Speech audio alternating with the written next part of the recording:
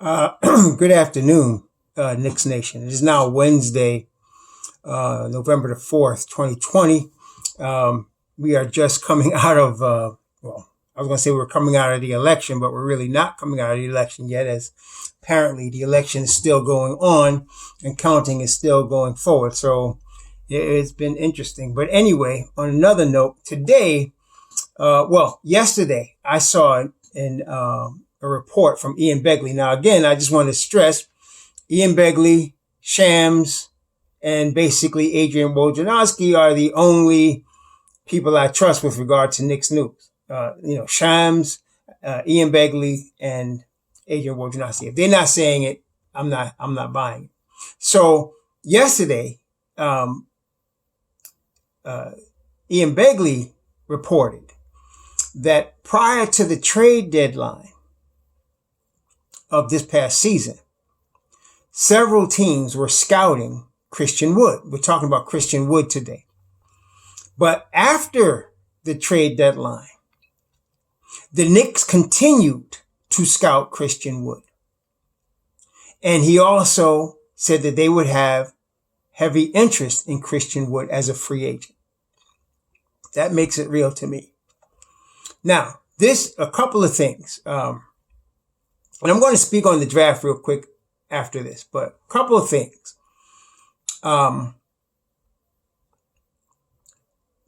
Let's talk about Christian Wood. He just turned 25 years old in September. Young man, okay? Undrafted. He went to school, University of Nevada, Las Vegas. He was undrafted. He went and made the Philadelphia team undrafted in 2015. He stayed on enough. He was going on enough from 10-day contracts to G League contracts with Philadelphia until 2016. And in 2016, he signed with Charlotte. He stayed with Charlotte from 2016. And then in 2018, he signed with the Bucks. He was waived by the Bucks. He signed in September before the season with the Bucks. He was waived by the Bucks in March of 2019.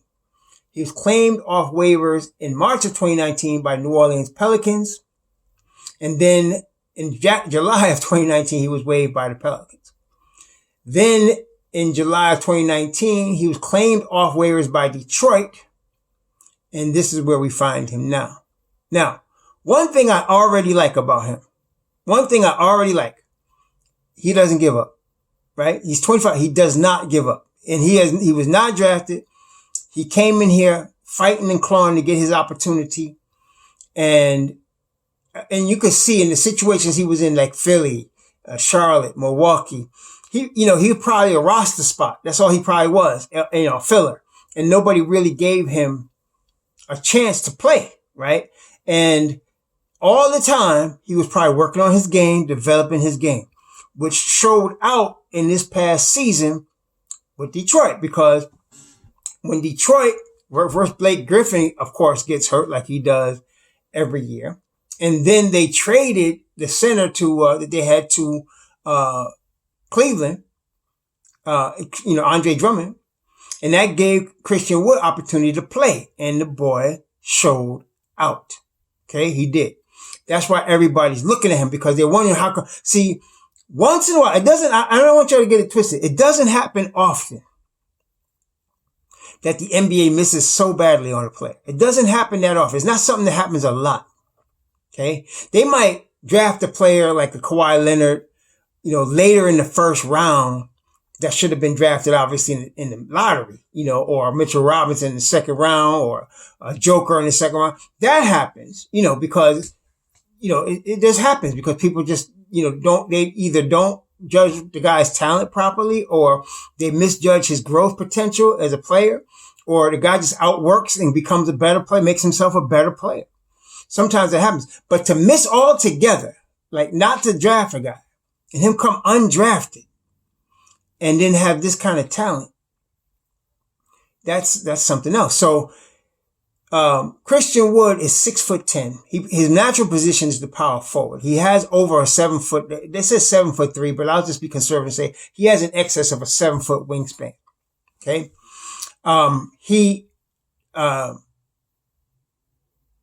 Okay. Let's go over his pluses.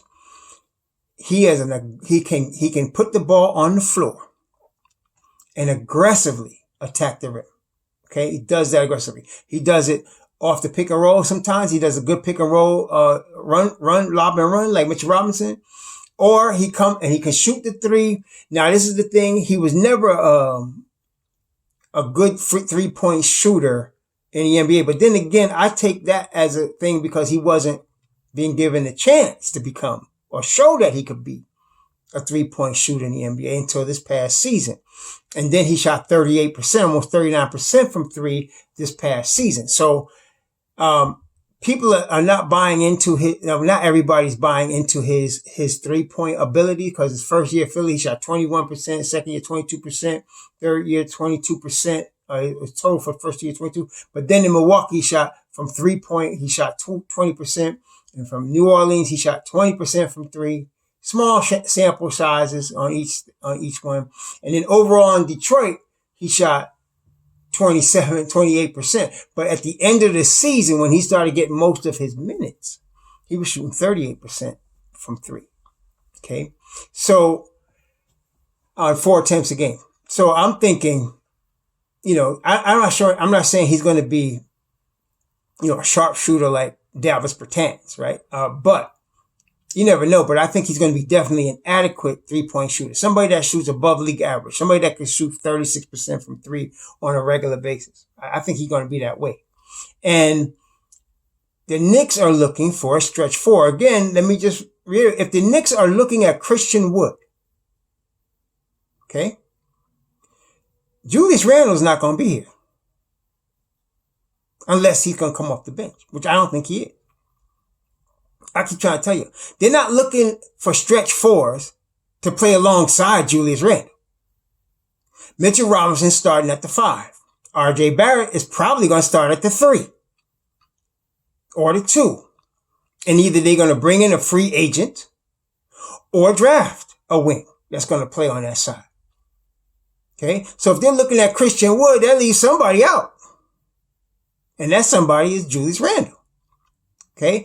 Now, Christian Wood attacks the basket very strongly, very agile, put the ball on the floor. Like I said, his jump shot from the 3-point range, has promise. Let's put it that way. It has a lot of promise. Let's put it that way. We don't know for sure if it's going to carry over, it's going to continue, but it has a lot of promise. His mid-range is good. Okay. Defensively, he's not a high IQ defender. Okay. He's not. But he's a willing defender. That's the thing. And he has the athletic ability to defend. Okay. He's a willing defender. And I was looking at a video of him and it looks like Dwayne Casey. Dwayne Casey is an excellent coach. He's one of my favorite coaches in the NBA. I was sad that Toronto let him go for Nick Nurse, but obviously it worked out because Toronto ended up winning the chip. But he's one of them almost like Mark Jackson. He's the one that was building up Golden State. All of a sudden they let him go after he wins 50 games and putting them to the playoffs. And then all of a sudden, Steve Kerr comes in and now they're winning chips, right? But it's the same thing. Dwayne Casey's a very good coach. And so I believe that was part of his development. So Dwayne Casey was coaching him up and he was developing him nicely on the defensive end. He will prosper in Tom Thibodeau's system with the development staff that we have. He will. He may not be a sharpshooter, but he'll be enough to keep defenses honest because he will hit the 3-point enough to keep the defensive honest. Okay. Which will stretch the floor. I can see them signing him because he fits the timeline. He's 25. He'd be a little older than, our group of youth, but not that much. I mean, and I'm going to suggest we sign him for a 2-year deal, with large money. To entice him to come for 2 years. That way we get him for 2 years. We can see if he's serious about getting better over the 2 years. And then we're only on the hook for 2 years. So I'm thinking like we offered Mook when he came 2 year, 30 million. I think that would get him here. And maybe, or 3 year, 39 million, 13 a year. And, 3rd year team option. Because one of the former agents that works for ESPN said that he thinks that Wood's market value is the mid-level exception. Well, he said 9 million, which is the mid-level exception. Now, he is an unrestricted free agent. I believe he's unrestricted free agent this year. Yeah, he's unrestricted. So it's not like Detroit can just decide to match anything that's offered to him. He can go wherever he wants. He's an unrestricted free agent. So I don't know what Detroit's going to offer him, and I don't know if Detroit's going to wait until they see what the market offers him before they sign him. But if the Knicks are seriously looking at him like that, I'm going to say 3 years, 39 million. That's a contract like Patrick Verily had, 3 years, 39 million. But I'm going to say give him an option year on the third year. So if the Knicks don't like him after 2 years, you can cut him loose. If he's the real deal, you sign him long term because he's 25 now. By the time you give him a 3-year deal, after his second season, he's going to be 27. And so he's going to be in his prime. And if he's really the real deal, that's when you sign him to a longer term deal. That's my thought on the process. So I would give him either 339 or 230, 2 years, 30 million, 3 years, 39 million. And obviously if they're looking at him like that, they obviously think something is there. So, and I do. I think something is there. He's got the athleticism.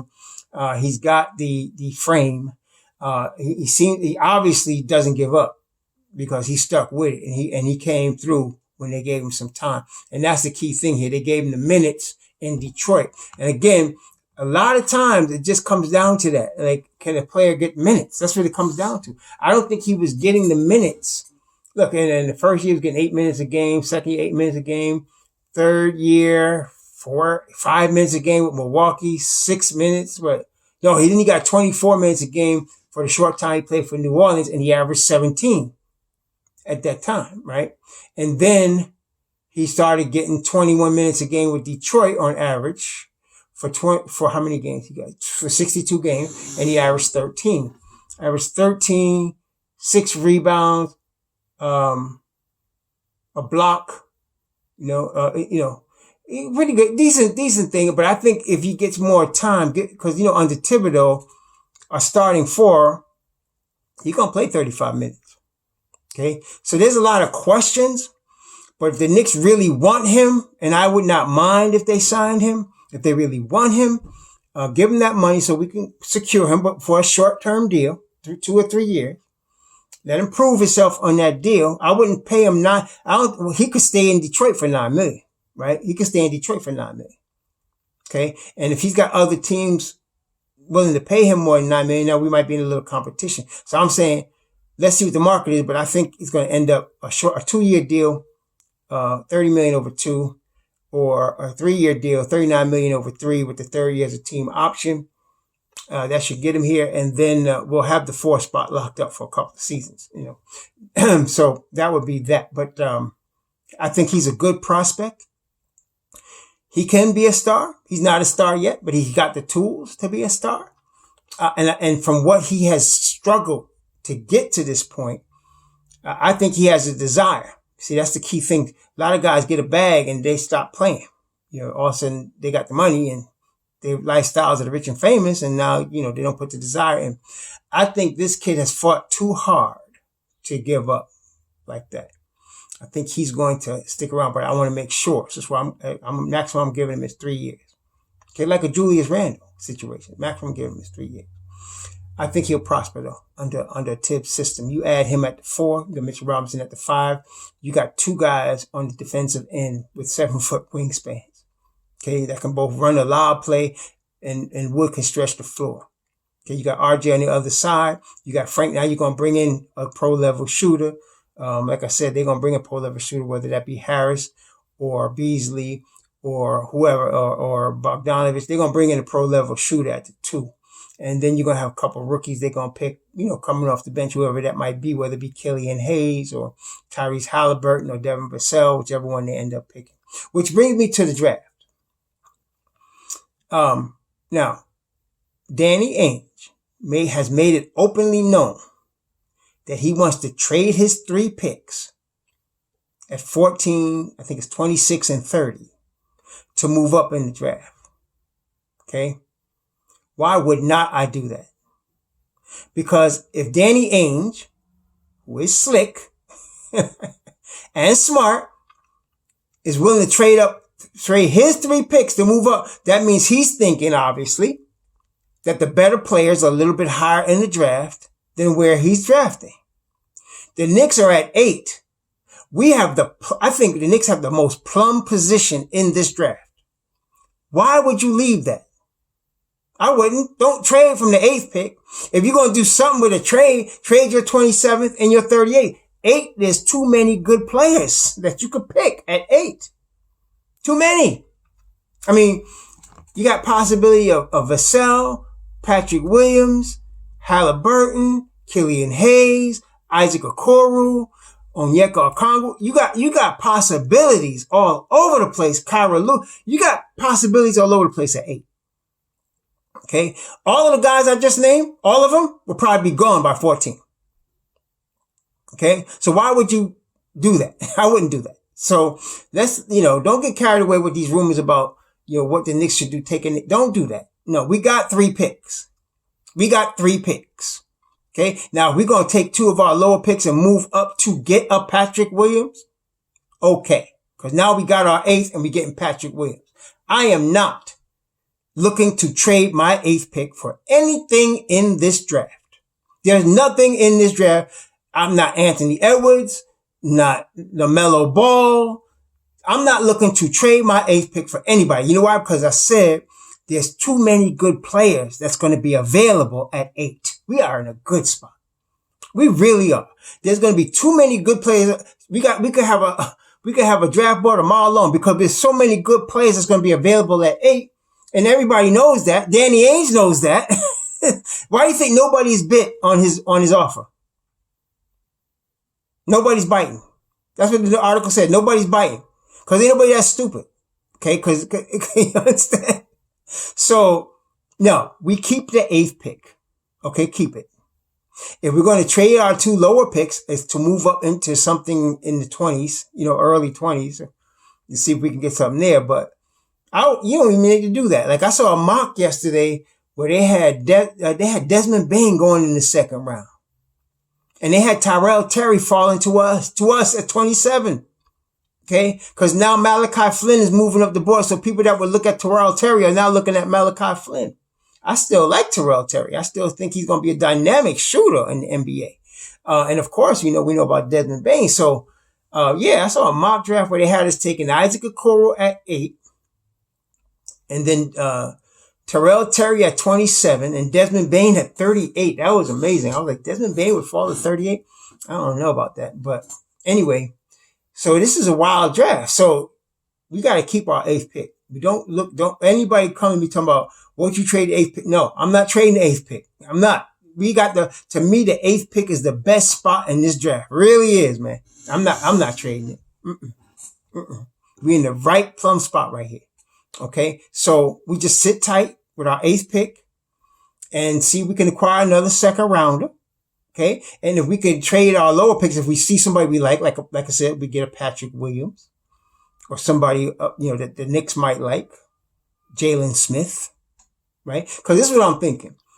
If we end up with Okoro at 8, now Okoro, I think like I told you the other day, I think he's going to be gone before 6. But if we did end up with Okoro at 8, or anybody like him, like we ended with Vassell or Okoro at 8. Okay. Now you took a wing, right? So what I'm saying is my next pick, I'm looking for a front court guy. I'm looking for a 4 or somebody that can play multiple positions, obviously, but somebody that's in that 4 set like a Patrick Williams that can play 3-4 and possibly small ball 5, or Jalen Smith that can play 4, small ball 5. Or somebody that's a dynamic shooter. If I can get a dynamic shooter, another guy like a Tyrell Terry, Malachi Flynn, Neesmith, somebody that can shoot the rock. All right. That's what I'm looking for because I already got my wing. Right. So, and then I might be looking like, that's why I saw somebody mocked us getting, Isaiah Stewart at 27. Somebody mocked us getting Xavier Tillman. I still got to do a thing on those 2 guys because I got to look further on, but they're big men and you can get back a big man that's fundamentally sound. Look at that too. All right. So that's what I would do. Depending on who we draft at 8 dictates who I'm looking at after that. Somebody asked, what would happen if you got the 11th pick or you got the 12th pick and you drafted Vassell, and now Williams is gone. I don't know. I really don't know. I have to see who's available. Like I said, there's a lot of players in this draft, man. You got to see who the Knicks like. I know who I like at 8. I know who I like at 27. My original was Devin Vassell, Malachi Flynn, at 27, or Desmond Bain, and then the other one. So Malachi Flynn and Desmond Bain were the other two picks. That was my original. But now Flynn is moving up the draft boards. So they had us getting Terrell Terry. I'll take that. Okay. So, but as far as Christian Wood, okay, I would be satisfied with that because he's 25, Mitch 22, right? Frank 22, Kevin 21, RJ 20. He fits the timeline. Like a Gallinari, would help us, but he's a vet, more of a vet, that really wouldn't fit the timeline. And Christian Wood, though he's young, he is also a veteran. I mean, shoot, he's been around the NBA a minute. I mean, even in only 4 years, he's worked. I can consider him a veteran. He knows his way around. Okay. So tell me what you think. I like the Christian Wood possibility, and obviously it's serious for the Knicks, for Ian Begley to be reporting about it.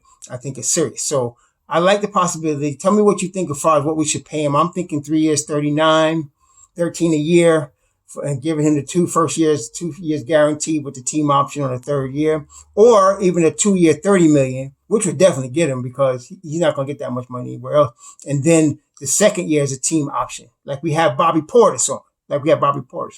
That way we see what he could do. And if we like him, we keep him for the 2nd year, and then we might extend him depending on how he works out.